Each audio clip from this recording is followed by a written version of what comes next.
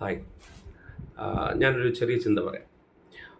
മത്തായിയുടെ സുവിശേഷം അതിനകത്ത് 7:15 യേശു പറയാണ്, കള്ളപ്രവാചകന്മാരെ സൂക്ഷിച്ചുകൊള്ളുവിൻ.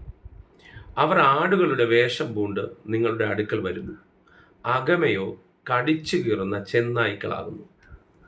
കള്ളപ്രവാചകന്മാരെ സൂക്ഷിച്ചുകൊള്ളുവാൻ ഒരു ആഹ്വാനം തരികയാണ് കർത്താവ്.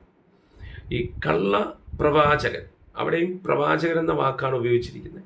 എന്ന് പറഞ്ഞ് കള്ളപ്രവാചകൻ എന്ന് പറഞ്ഞാൽ കള്ളം പ്രവചിച്ച് ഫലിപ്പിക്കുന്നവൻ മാത്രമല്ല. ഇവിടെ പറയുന്ന കള്ളപ്രവാചകൻ, ഇവൻ്റെ പ്രത്യേകത എന്ന് പറഞ്ഞാൽ ഇവനെ കണ്ടാൽ ഇവൻ്റെ വേഷം ആടിനെ പോലെയും ഇവൻ്റെ അകം കടിച്ചു കയറുന്ന ചെന്നായെ പോലെയാണ്. എന്ന് പറഞ്ഞാൽ ഇവൻ ഷാർപ്പായിട്ട് പ്രവചിച്ചിരിക്കാം. ഇന്നലകളെ നാളെയൊക്കെ വ്യക്തമായി പറയാം. പറഞ്ഞ് ഇവൻ്റെ സ്നേഹം പ്രകടിപ്പിച്ചെന്ന് വരാം.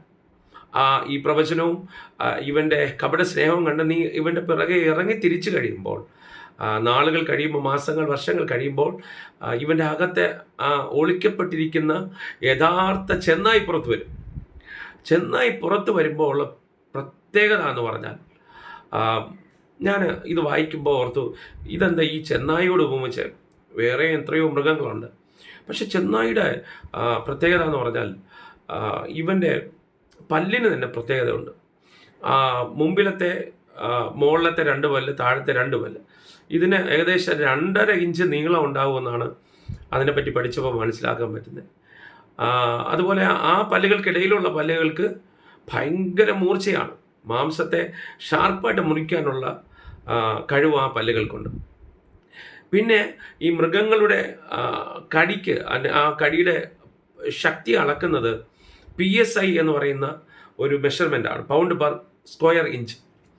ഇതിനകത്ത് ഈ ചെന്നായിയെ പറ്റി പറയുമ്പോൾ 1500 പൗണ്ട് ഭാരം ഇവൻ്റെ കടിക്ക് കൊടുക്കാൻ കഴിയും. മനുഷ്യൻ്റെ കടിക്ക് 150, പട്ടിക്ക് 200 സംതിങ്, അങ്ങനെയൊക്കെ ഉള്ളത്. അപ്പോൾ ഇവൻ്റെ കടി ഭയങ്കര ഭാരം ഉണ്ടാക്കും, വേദന ഉണ്ടാക്കും, മാംസം പറിച്ചു കളയും. എന്ന് പറഞ്ഞാൽ ഇവനെ അനുഗമിച്ച് പോയി കഴിയുമ്പോൾ, ഇവൻ്റെ ചെന്നായി പുറത്തു വരുമ്പോൾ നിന്നെ അവൻ വേദനിപ്പിച്ച് നിന്റെ ഹൃദയത്തെ പിച്ച് ചീന്തി കളയുന്ന വിധത്തിൽ നിനക്ക് വേദന തരും. ഈ വേദന നിന്നെ മരണത്തിന് പോലും പ്രേരിപ്പിക്കും. ആ രീതിയിൽ നിന്നെ വേദനിപ്പിക്കുന്നവനാണ് കള്ളപ്രവാചകൻ. ഇന്ന് പലരും അങ്ങനെയുള്ളവരുടെ പിടിയിലാണ്. സത്യമായി നിങ്ങളെ ദൈവാത്മാവ് അതിൽ നിന്ന് വിടുവിക്കാൻ ആഗ്രഹിക്കുന്നു. ഇവരെ തിരിച്ചറിയുന്നത് ഇങ്ങനെയാണ്: ഇവരുടെ പ്രവൃത്തിയിൽ, ഇവരുടെ ക്യാരക്ടറിൽ നിങ്ങൾ ചെന്നായെ കാണേണ്ടി വരും. ചെന്നായി എന്താണ്? അവന് വേദന തരുന്നത്, നിനക്ക് മരണം അനുഭവിക്കുന്ന പോലത്തെ വേദനയാണ് അവൻ്റെ കടിയിൽ നിന്ന് കിട്ടുന്നത്. പലരും വിശ്വസ്തയോടെ വലിയ പ്രവാചകൻ എന്ന് പറഞ്ഞ് അവരെ കൂടെ ഇറങ്ങി തിരിച്ചിട്ട് ഇന്ന് ഭയങ്കര വേദനയിലിരിക്കുന്ന ആരെയൊക്കെയോ, ഞാനിത് ഇങ്ങനെ പറയുമ്പോൾ തന്നെ ദൈവാത്മാവ് എന്നെ അങ്ങനെ കാണിക്കുകയാണ്. പ്രിയ സഹോദരി, നീ അവരിൽ നിന്ന് പുറത്തു വരാൻ പോവുകയാണ്. അങ്ങനെയുള്ള ആ ചെന്നായ്ക്കളിൽ നിന്ന് ദൈവം നിന്നെ ഈ വർഷം പുറത്തു കൊണ്ടുവരും.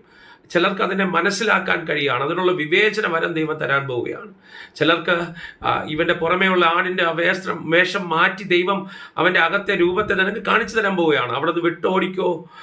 നീ കർത്താവിനാൽ നിയന്ത്രിക്കപ്പെടുന്നവരിൽ ആശ്രയിക്കാൻ ദൈവം വഴികളെ ഒരുക്കട്ടെ.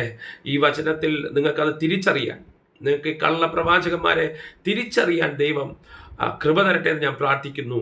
അപ്പോൾ ഇത് കള്ളം പ്രവചിക്കുന്നവൻ മാത്രമല്ല, കള്ളപ്രവാചകൻ എന്ന് പറഞ്ഞാൽ അവൻ്റെ അകത്തെ ചെന്നായി എന്ന ആ കൊടിയ മൃഗം വെളിപ്പെടുത്തുന്നവനാണ്. നിങ്ങൾ അവരിൽ നിന്ന് സൂക്ഷിച്ചു കൊള്ളുക.